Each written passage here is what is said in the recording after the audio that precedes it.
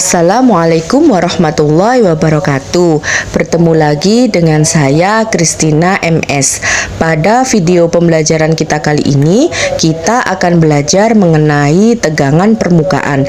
Di video ini akan dibahas lengkap mengenai teori tegangan permukaan, kemudian ada video percobaan praktikum tegangan permukaan serta laporan pembahasannya secara lengkap.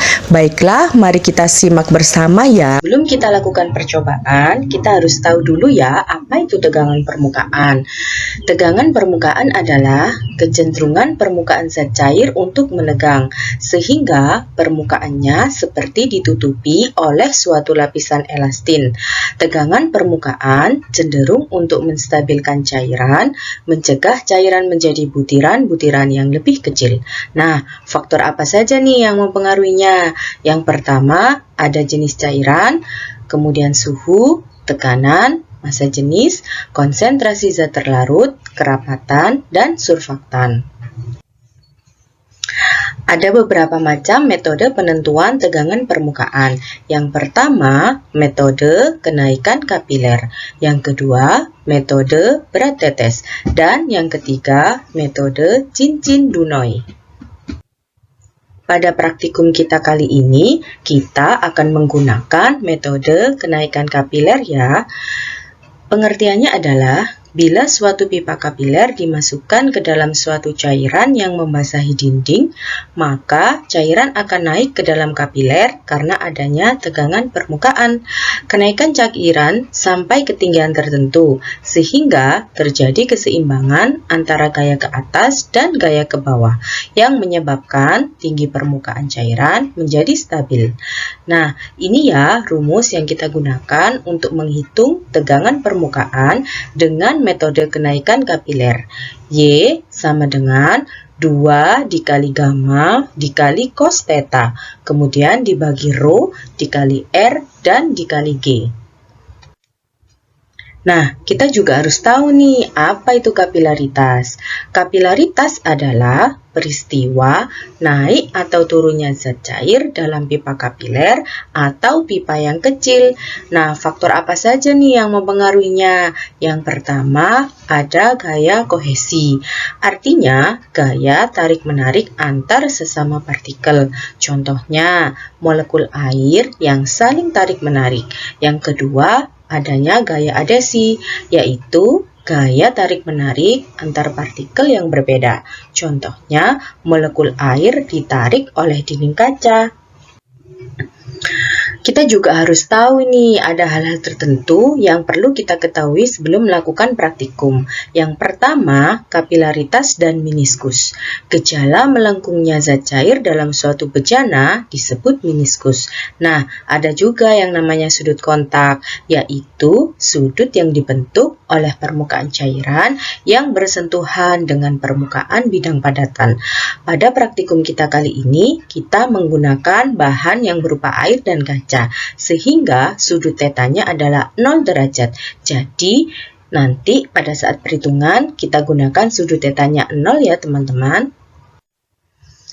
Pada praktikum kita, ada tujuannya nih. Yang pertama, membantu kita dalam memahami definisi apa itu tegangan permukaan. Yang kedua, untuk memahami metode penentuan tegangan permukaan. Dan yang ketiga, memahami faktor-faktor yang mempengaruhi tegangan permukaan. Untuk itu, yuk kita siapkan alat dan bahannya. Yang pertama, kita siapkan gelas kaca bening sebanyak 3 buah ya. Yang kedua, sedotan plastik transparan sama sebanyak 3 buah. Setelah itu, kita siapkan penggaris, air putih, air sabun, dan air susu. Baik, mari kita lakukan percobaannya bersama-sama ya. Assalamualaikum. Baiklah, mari kita lakukan percobaannya ya. Yang pertama, kita siapkan gelas yang berisi air. Gelas kedua berisi air sabun. Gelas ketiga berisi air susu. Kemudian, kita persiapkan juga sebuah penggaris dan 3 buah sedotan bening atau pipa kapilernya. Oke, langkah pertama, kita ukur terlebih dahulu diameter pipa kapilernya untuk mencari jari-jarinya. Oke, kemudian dicatat ya. Langkah selanjutnya, kita ukur tinggi air di dalam gelas. Lalu kita catat. Langkah berikutnya, kita masukkan sedotan transparan atau pipa kapiler ke dalam gelas dalam keadaan tegak lurus. Kita tunggu beberapa saat. Nah, sebelum sedotan itu kita angkat, kita tutup ujungnya dengan jari kita, ujung atasnya ya, dengan kuat. Kemudian kita angkat. Setelah itu, kita ukur tinggi air di dalam sedotan atau pipa kapilernya, lalu kita catat.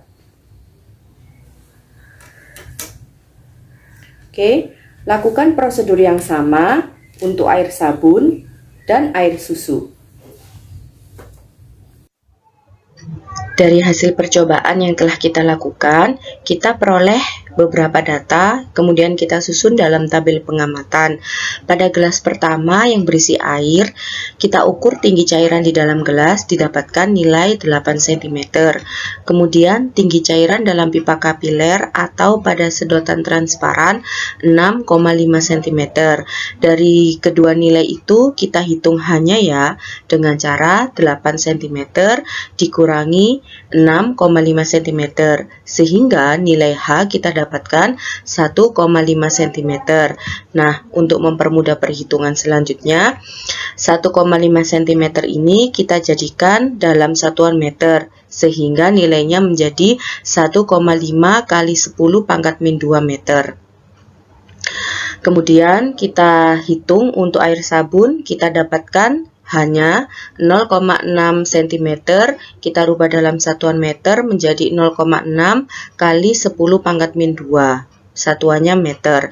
Untuk air susu di gelas ketiga, kita dapatkan nilai H sama dengan 1,1 cm, kita rubah dalam satuan meter menjadi 1,1 kali 10 pangkat min 2.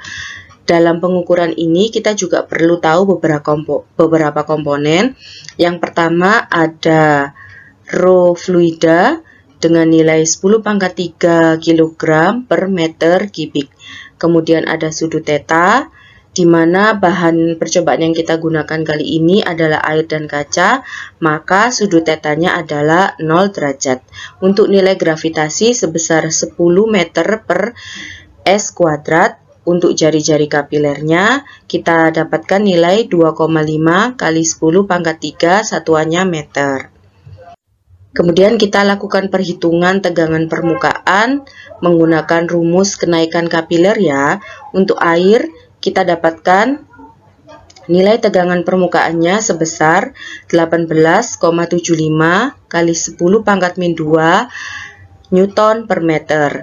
Untuk air sabun, kita dapatkan nilai gamma atau tegangan permukaannya sebesar 7,5 kali 10 pangkat min 2 Newton per meter. Untuk air susu, kita dapatkan tegangan permukaannya sebesar 13,75 kali 10 pangkat min 2 Newton per meter. Sehingga pembahasan dalam praktikum kita kali ini adalah semua cairan memiliki tegangan permukaan. Dari hasil percobaan dan perhitungan kita, diketahui bahwa nilai tegangan permukaan atau gamma di antara ketiga jenis cairan yang paling tinggi adalah air. Kemudian di urutan kedua air susu dan paling kecil adalah air sabun.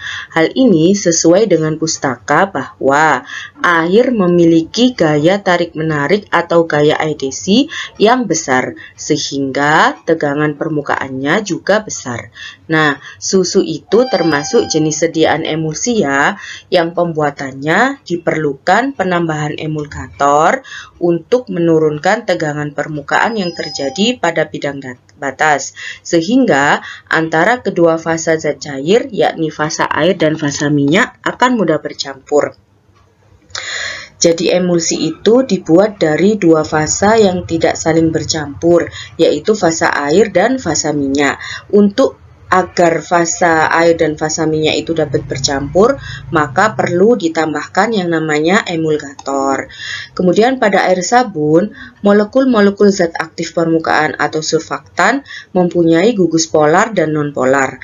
Molekul surfaktan akan terabsorpsi pada permukaan membentuk suatu lapisan monomolekuler. Bagian gugus polar akan mengarah ke udara. Hal ini yang menyebabkan turunnya tegangan permukaan pada air.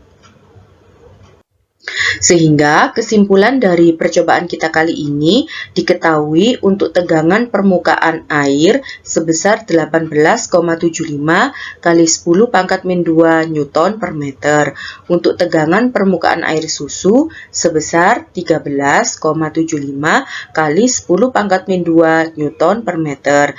Dan untuk tegangan permukaan air sabun sebesar 7,5 kali 10 pangkat min 2 Newton per meter. Kesimpulan kita yang kedua, di antara ketiga cairan yang kita uji, kita tahu bahwa air memiliki tegangan permukaan yang paling besar di antara ketiganya. Hal ini dikarenakan air memiliki daya adhesi yang besar. Untuk air susu itu mengandung emulgator yang dapat menurunkan tegangan permukaan, dan air sabun memiliki tegangan permukaan yang paling kecil di antara ketiganya, karena air sabun mengandung surfaktan yang dapat menurunkan tegangan permukaan. Baik, sekian dan terima kasih. Wassalamualaikum warahmatullahi wabarakatuh.